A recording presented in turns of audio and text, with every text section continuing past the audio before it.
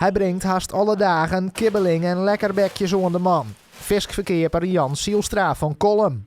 Sielstra is intussen 40 jaar in dienst bij Lau Spijkerman. Zijn werkdag begint maas op een zaak, met het inladen van de fisk. Daarna wordt de frituur in zijn viskwijn omzet. Dit had even tijd nodig. Hè?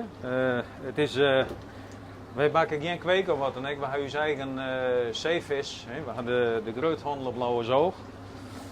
Dus bijvoorbeeld zulke jongens, ja, die moeten wel even bakken. Op deze tiisdietemorgen had Sielstra een verste ploeg met klanten.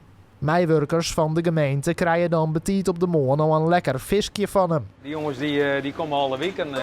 Hè? Dus, ja, ze nemen wel een soort jerkje, maar de meeste is toch kibbeling of een lekkerbekje, hè, wat ze nemen. Als de tarierings klaar binnen, kan zijn ronde beginnen.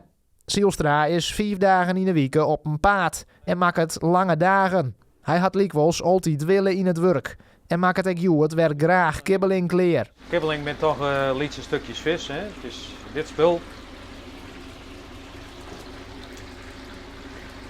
Het is heel graadloos.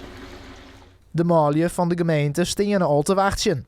Om jou wat zien hinnen zitten zij onder fisk. Goedemorgen, heren. Ja, dankjewel. Dankjewel. Ben dit nog grote eaters, Jan, bij de gemeente? Of, Ja, deze jongens die maaien wel wat. Oh, hè? Ja. Ja, wel 4 euro. 6 kleren. Dankjewel, alstublieft. Bedankt, Jan. Goed zo. Goeie dag verder, alstublieft. Ik doe dat goed. Ik regel het dikste. Dus dat is wel verder wel goed.